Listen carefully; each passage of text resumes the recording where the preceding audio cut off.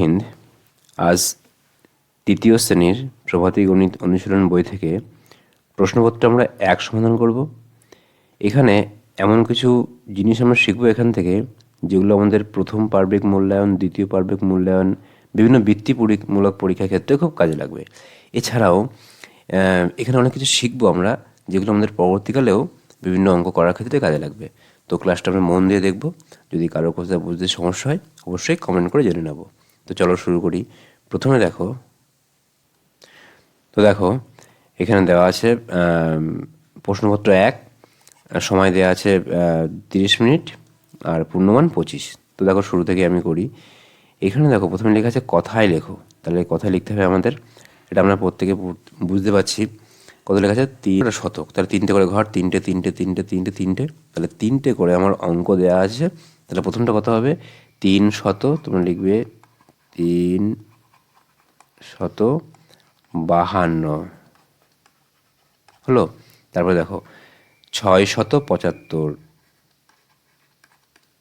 675 হলো।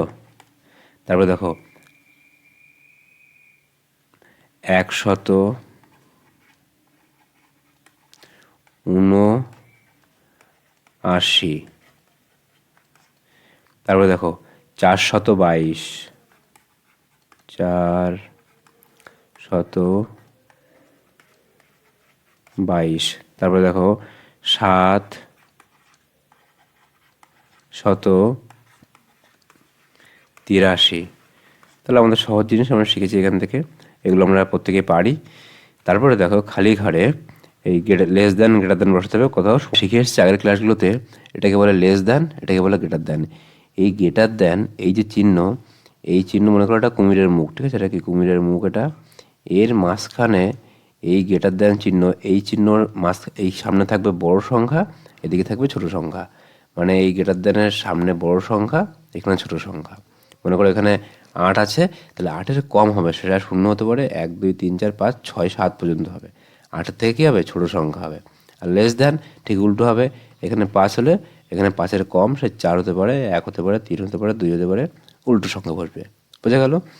তাহলে এখানে দেখো এখানে 85, এটা বড় না, এটা ছোট, তাহলে কী হবে? এখানে এই চিহ্ন হবে, ঠিক আছে? তারপরে দেখো এখানে 23, এটা 32, তাহলে 32 বড়, এদিকে এই লেস দ্যান হবে, ঠিক আছে? তারপরে দেখো এটা 62, এটা 62, তাহলে ডান দিকে বা দিকে সমান না, তাহলে কী হবে? এখানে সমান সমান চিহ্ন হবে। তারপরে দেখো এটা 99, এটা 89, এটা বড়, তাহলে এখানে এই চিহ্ন হবে। এখানে দেখো 98, এখানে 89, তাহলে কোনটা বড়? এটা বড়, তাহলে এখানে এই চিহ্ন হবে। বোঝা গেল?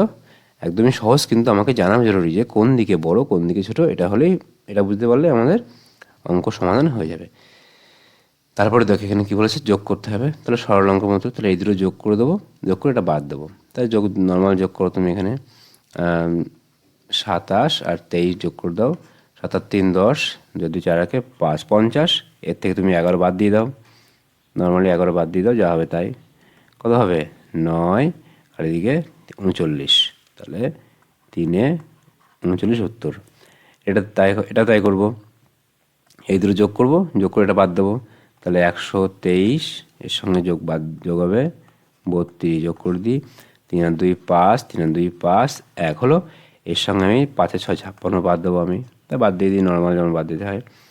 এখানে 5 থেকে তো 6 বিয়োগ করা যাবে না, 15 থেকে 6 বাদ দিলে 9 থাকে, হাতে আমার 1, 5 আর 1 6, তাহলে আবার 5 থেকে 6 বিয়োগ করা যাবে না, গেলে 9 99, একে মিলে গেল। তাহলে কত হবে এখানে আমার? 99, উত্তর হবে 99। হয়ে গেল? তারপরে দেখো এই 423 সংখ্যাটিতে 2-এর স্থানীয় মান কত? তাহলে 2 কোন জায়গা আছে? স্থানীয় মান মানে কোনো অঙ্ক যে স্থানে থাকবে সেই স্থানে থাকার জন্য যে মানের অধিকারী হয়। তার মানে কোথায় আছে এটা? এটা আছে একক দশকে, আছে না? দশকে আছে। এরপরে কতগুলো ঘর? একটা ঘর, একটা আমি শূন্য দিয়ে দেবো। বোঝা গেল? মানে স্থানীয় মান বার করার নিয়ম, দেখবো সংখ্যাটা কোথায় আছে, যেখানে আছে সেখানে লিখবো, বাকি ঘরগুলো শূন্য দেবো, উত্তর আমার হয়ে যাবে। তারপরে দেখো পরের অঙ্কগুলো কী আছে দেখে নিই। এখানে বলেছে ক্রম অনুযায়ী সাজাতে হবে, সাজিয়ে দিই আমি এখানে। তাহলে দেখো এইখানে 77, এইখানে কিছুটা সংখ্যা বসছে, এইখানে দেখো আমি তো বুঝতে পারছি না কীভাবে করবো, কিন্তু দেখো এইখানে একটা ক্লু দেওয়া আছে না, এখানে দুটো 5, এখানে দুটো 4, তার মানে এর থেকে আমার 11 কম, তাই না? ঠিক এইখান থেকে আমি সিদ্ধান্ত নেব যে এখান থেকেও আমার, তাহলে এইখান থেকে আমার 11 কম না, ঠিক এখান থেকে আমার মেন পয়েন্টে আসতে হবে, তাহলে এখান থেকেও 11 কম হবে। তাহলে 2 7 থেকে 11 বাদ দেবে, কত হবে? 2 6। ঠিক আছে, এইবার দেখো তুমি এর থেকে 2 কম 11 বাদ দিলে এটা হয়, এর থেকে 11 বাদ দিলে 55, এর থেকে 11 বাদ দিলে 44, এর থেকে আমি 11 বাদ দেবো 33, এর থেকে 11 বাদ দেবো আমি 22। বুঝা গেল? তাহলে আমার প্রত্যেকটা ঘরের সঙ্গে আগের ঘরের পার্থক্য কত? 11। বোঝা গেল? তাহলে যে কোনো একটা জায়গা দেখে আমাকে সিদ্ধান্ত করতে হবে যে আমার কিভাবে কম এসছে। তারপরে দেখো এখানে কি দেওয়া আছে, হয় এখানেও সংখ্যা, এখানেও সংখ্যা, এখানেও সংখ্যা, এখানে 16 20 24, তাহলে 16 থেকে কত বাড়লো আমার? 4 বেড়েছে। 20 থেকে 24 4 বাড়লো। তাহলে এখানে এমন সংখ্যা আছে যার থেকে 4 বেড়ে বেড়ে 16 হয়েছে। তাহলে এখানে কত? তোমরা 16 থেকে কি করবে? 4 বাদ দেবে, দেখবে কত? 12 হয়। তাহলে এখানে কত ছিল আমার? 12। এই 12 থেকে 4 যোগ করার ফলে এসছে 16। আবার এখানে এমন সংখ্যা ছিল যার থেকে 4 যোগ করে 12 এসছে। তাহলে এর থেকে কী হবে? আমি 4 বাদ দিয়ে দেবে 8। তাহলে এখানে ছিল কত আমার? 8। তারপরে এইখানে দেখো, এইখানেও এমন সংখ্যা ছিল যার সঙ্গে 4 যোগ করে 8 হয়েছে। তাহলে 8 থেকে তুমি 4 বাদ দিয়ে দাও, 4 হবে। তাহলে এখানে 4। এইবার তুমি মিলিয়ে দেখো, 4-এর সঙ্গে 4 যোগ করলে 8, মানে এই দুটো সংখ্যার পার্থক্য, এই পাশাপাশি দুটো সংখ্যার পার্থক্য কত? 4। তাহলে 4-এর সঙ্গে 4 যোগ করলে 8, 8-এর সঙ্গে 4 যোগ করলে 12, 12-এর সঙ্গে 4 যোগ করলে 16, এর সঙ্গে 4 যোগ করলে 20, 20 থেকে 24। একদম সহজ।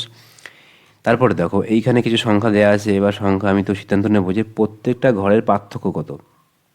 তাহলে দেখো এইখান থেকে পরপর দুটো সংখ্যা দেওয়া আছে না, এই সংখ্যা থেকে আমি ডিসিশান নেব যে আমার এই পার্থক্য কত হবে। এটা 74 না, এটা 84, 10 পার্থক্য। 74 থেকে 84 10 পার্থক্য তো, তাহলে এখানে কী হবে? এর থেকে আমি 10 যোগ করে দেবো, কত হবে? 54। এর সঙ্গে আমি 10 যোগ করে দেবো, 44-এর সঙ্গে 10 54, 54 10 কত হয়? 64। এইবার দেখো 64 আর 10 74, 74 আর 10 84, 84 আর 10 94। তাহলে আমার কী করে সিদ্ধান্ত নেব? আমি সিদ্ধান্ত যে কোনো দুটো সংখ্যা দেখে দেখব তাদের মধ্যবর্তী পার্থক্য কত। সংখ্যারই মধ্যবর্তী পার্থক্য হবে 10। এবার আমি যোগ করে দিলেই উত্তর হয়ে যাবে। পরপর আমি পার্থক্য যোগ করব, এর সঙ্গে 10, এর সঙ্গে 10, এর সঙ্গে 10। বোঝা গেল? তাহলে এই সঙ্গে সঙ্গে আমাদের প্রশ্নপত্র এক সমাধান হয়ে গেল। এরপরে আমরা 2 3 4 এগুলো করব। এখান থেকে অনেক নতুন কিছু শিখতে পারবো, যেগুলো আমাদের অঙ্ক শেখার ক্ষেত্রে আগামী দিন কাজে লাগবে। প্রত্যেকে ভালো থাকবে। জয় হিন্দ।